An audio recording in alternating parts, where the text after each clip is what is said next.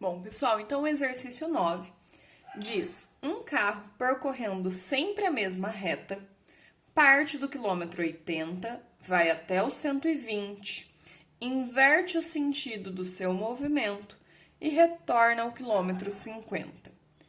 Aí ele pede a variação de espaço, que é chamado de deslocamento escalar, e a distância percorrida são respectivamente iguais a. Então, de novo, primeira coisa que a gente vai fazer é desenhar a nossa reta aqui.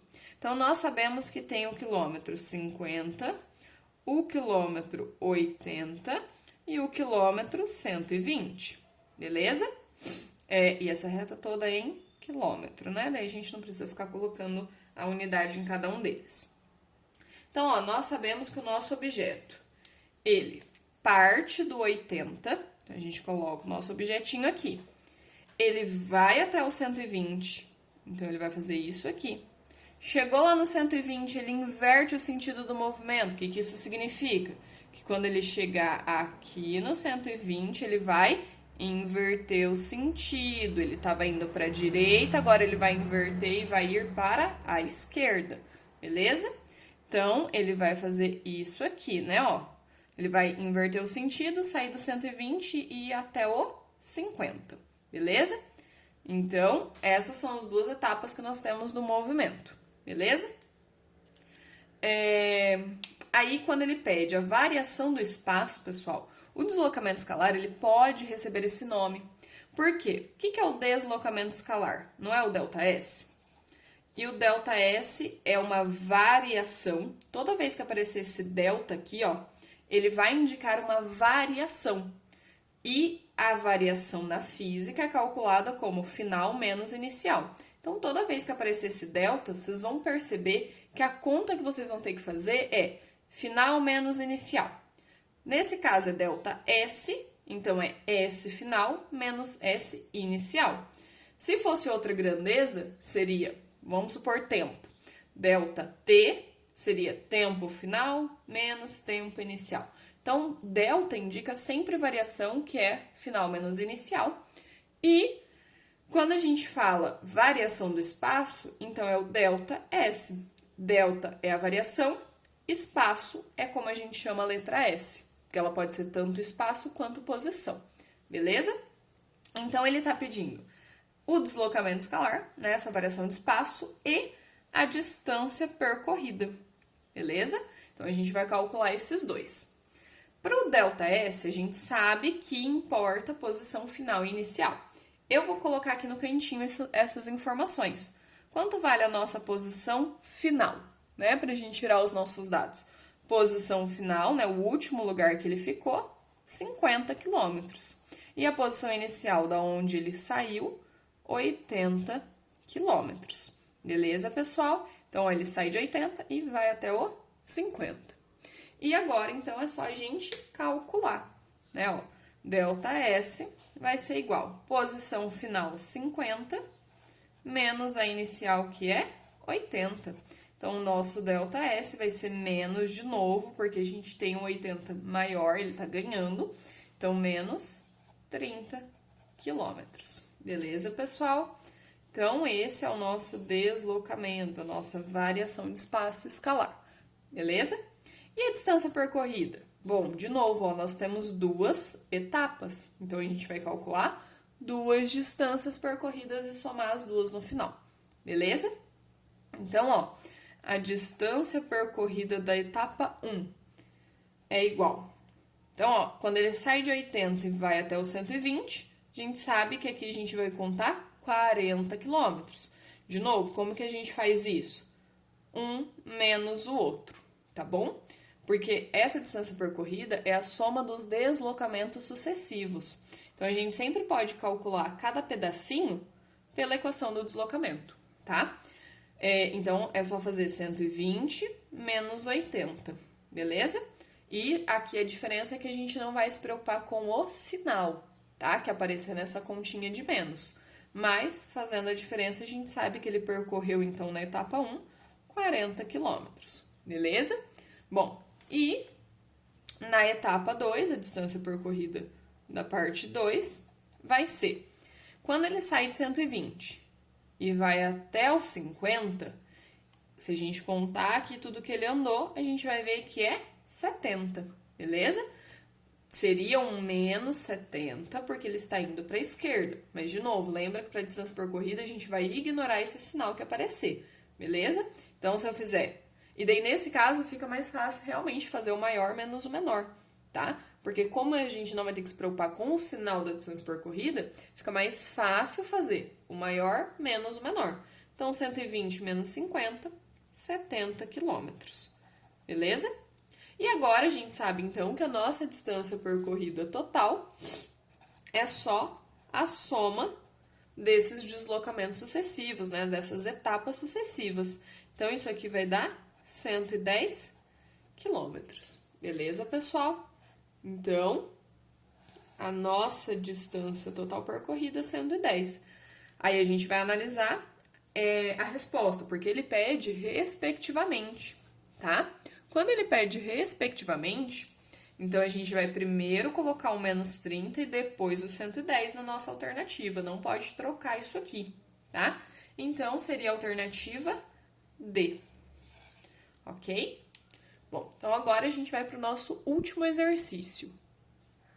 Bom, pessoal, então agora nós vamos para o último exercício da aula passada. E ele fala assim: qual será o deslocamento e a distância total percorrida por um automóvel que parte de um hotel no quilômetro 78 de uma rodovia, leva os hóspedes até uma fazenda de gado no quilômetro 127 dessa rodovia e depois retorna ao local de saída? Então, de novo, a gente vai desenhar essa nossa reta, beleza? Então, nós sabemos que a gente tem o quilômetro 78 e o quilômetro 127, né? Assim, beleza? Então, esse nosso desenho, né, da rodovia, aí o que a gente vai fazer? De novo, a gente desenha da onde ele está saindo, então ele parte do hotel aqui no 78, ele vai até o 127, então ele vai andar tudo isso aqui, ó, até o 127, deixa lá os hóspedes e retorna ao hotel, beleza? Então, quando ele chega aqui, ó, ele vai ter essa outra etapa de deslocamento, beleza? Então, a gente sabe que serão duas etapas. Aí eu coloco assim um em cima do outro, pessoal, só para ver as duas etapas separadamente, ok? Mas aí vamos lá. Então, a gente sabe que a posição inicial do nosso objeto é da onde ele saiu, 78 quilômetros. E a posição final, lembra? Onde que parou de contar o tempo aqui da nossa viagem? Quando ele retornou ao local de saída, não é? Então, a nossa posição final também é 78, ok? Porque, de novo, a gente só coloca como posição final aquela última etapa, né? Onde a gente realmente desligou o cronômetro. Então, a gente só para de contar o tempo da viagem quando ele retorna ao hotel, beleza? Então, a gente sabe que a posição final é 78. Aí, a gente quer o deslocamento e a distância percorrida. O nosso deslocamento vai ser sempre posição final menos a posição inicial. Então, deslocamento vai ser 78 menos 78. Nosso deslocamento foi 0. E lembra, a gente pode ter deslocamento 0. Na verdade, todas as vezes que o objeto retornar ao local de saída, nós teremos um deslocamento 0. Beleza? Então, nesse caso, ΔS é 0, deslocamento escalar 0 km. E a nossa distância total percorrida? A gente sabe que ela vai ter que ser a soma das duas etapas, né? Então, a gente vai calcular qual é a distância percorrida na primeira parte e depois a distância percorrida da segunda parte, beleza? É isso aqui que a gente precisa de informação para responder a distância percorrida total. Aí vamos lá, pessoal. Na primeira etapa, a gente sabe que ele saiu daqui do 78 e foi até o 127. Então, essa distância percorrida da etapa 1 é os passos que ele andou nesse pedacinho aqui. Então, de novo, a gente pode fazer 127 menos 78. 127 menos 78 vai dar 49, beleza? Então, para sair do hotel e ir até a fazenda, ele percorreu 49 quilômetros. Bom, aqui esse tipo de exercício fica fácil, porque a gente sabe que se ele percorreu 49 na ida, a gente sabe que na volta, né, ao sair da fazenda e retornar ao hotel, ele andou exatamente os mesmos 49, beleza? Né? Porque é a mesma distância de ida, é a mesma distância de volta, beleza? Então, a gente sabe que a nossa distância percorrida total vai ser igual a 49 mais 49, que é 98 quilômetros. Então, essa é a nossa distância total percorrida pelo carro que viajou levando esses hóspedes. Beleza, pessoal? Então, esses foram os exercícios que a gente trabalhou na aula passada sobre deslocamento e distância percorrida.